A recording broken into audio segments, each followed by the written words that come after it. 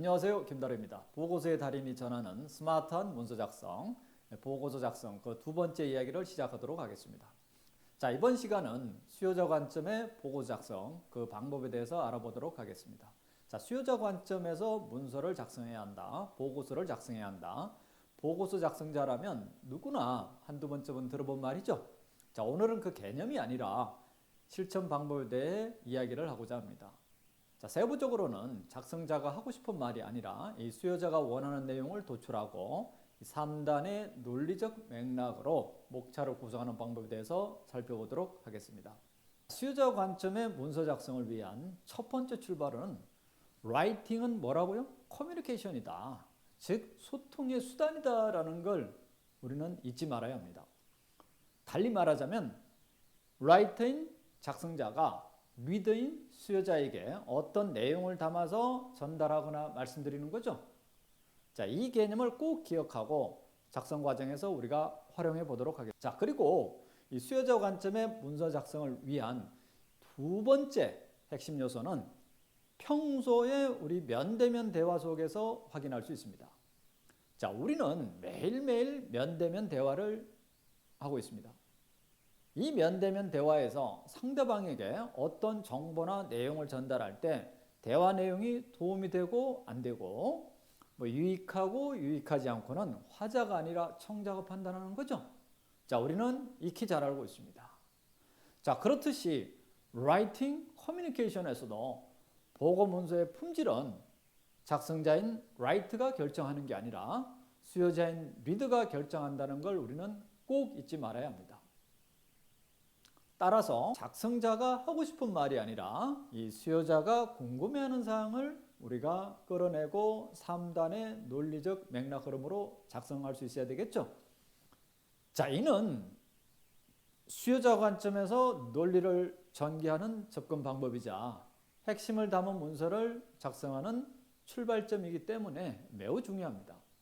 자, 우리가 흔히 핵심을 담아야 한다라고 말을 하는데 자, 그 핵심도 작성자가 결정하는 게 아니라 리더인 수요자가 결정을 하기 때문입니다.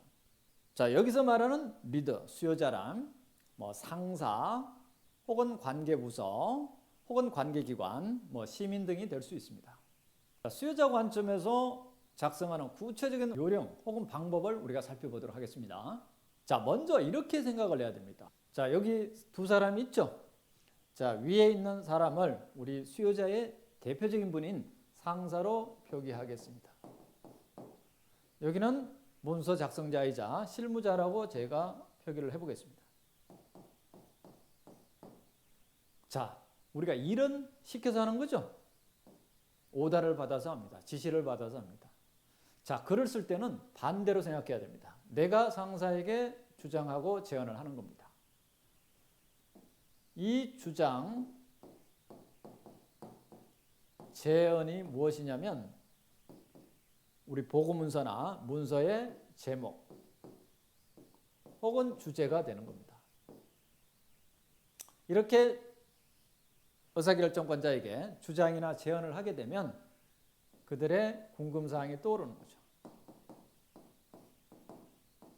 1. 궁금사항 2. 궁금사항 3. 브라브라 쭉쭉쭉쭉 나오는 거예요. 자, 글의 기본은 뭐냐면 라이팅 커뮤니케이션이기 때문에 내가 하고 싶은 이야기를 쓰는 게 아니라 그들의 궁금사항에 답을 해주는 거죠. 자, 이 궁금사항이 대체로 뭘로 바뀌냐면 목차로 바뀝니다. 물론 디테일한 어떤 궁금사항은 내용으로 자리를 잡기도 합니다.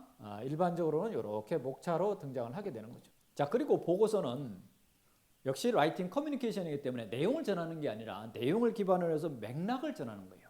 소통이니까. 그래서 자, 예를 든다면 이걸 왜 하게 됐고 어떻게 할 거고 그 계획의 성과로 거듭나기 위해서 앞으로 어떻게 관리해 나갈 거고 이런 식으로 대답을 하는 거예요. 그걸 목차로 전환을 하는 겁니다. 자, 앞부분을 우리가 인트로라고 이렇게 표현하고요. 중앙에 있는 부분을 글의 중심 내용인 바디라고 표현을 합니다. 자, 그리고 마지막은 클로징이라고 표현을 하죠. 자, 말도 시작이 있으면 끝이 있듯이 글도 당연히 시작이 있고 끝이 있어야 되는 거예요. 자, 이렇게 흐름을 구성하는 게 대화하듯이 흐름을 구성하는 게 글을 잘 쓰는 요령이고 그들의 궁금사항에 답을 해나가는 게 수요자들이 봤을 때는 상당히 이해하기 쉬운 글이다라고 표현을 합니다. 자, 그래서 작성자는 어떤 문장을 우리가 이렇게 채워나갈 때는 말부터 해봐야 됩니다. 말이 돼야 글이 된다라고 생각하시면 아주 좋은 이해하기 쉬운 문서다라고 여러분들이 생각하시면 좋을 것 같아요. 자, 우리가 지금까지 우리가 살펴본 내용이 뭐냐면 작성자가 아니라 수요자 관점에서 우리가 글을 쓰는 첫 번째 출발점인 그들의 궁금사항을 끌어내고 3단의 논리 구조화하는 요령을 우리가 한번 살펴봤습니다. 자, 지금까지 살펴본 내용은 수요자 관점에서의 보고문서 작성 요령이자 이 주체적으로 보고문서를 작성할 수 있는 그 노하우에 대해서 여러분들과 한번 살펴봤습니다. 자, 이런 우리가 방법을 모르면 항상 남이서 문서를 가져와서 내용을 좀 지우고 뭐 수정하거나 혹은 숫자를 좀 고쳐 쓰고 뭐 그 정도로 끝내는 거죠. 자, 그렇게 쓰다 보면 어떤 문제가 생기던가요? 비슷한 내용이 여기저기 나오거나 내가 봐도 이상하죠?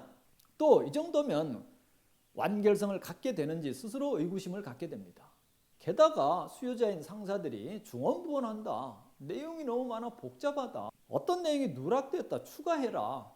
뭐 이런 사항을 지적받다 보면 자신감은 떨어질 수밖에 없는 거죠. 제가 이 부분을 강의할 때 많은 분들이 미리 교육을 좀 받았으면 좋았을 텐데 라고 이렇게 말씀을 하시더라고요. 이런 측면에서 보면 많은 분들이 보고문서는 수요자 관점에서 작성해야 한다는 걸 알면서도 실천을 하지 못했던 거죠. 그 이유는 내부에서 알려주는 사람도 좀 드물죠. 그리고 교육 기회도 좀 부족했지 않을까라고 한번 생각을 해봅니다. 자, 오늘 우리가 학습한 내용은 계획서뿐만 아니라 결과보고서, 경과보고서, 기하문, 시행문, 대책보고서, 방안보고서 두루두루 다 활용되는 중요한 핵심 스킬이라고 그랬죠. 꼭 기억해 주시기를 바라겠습니다. 다음 강의에도 사례와 함께 여러분을 찾아뵙도록 하겠습니다. 자, 수고했습니다.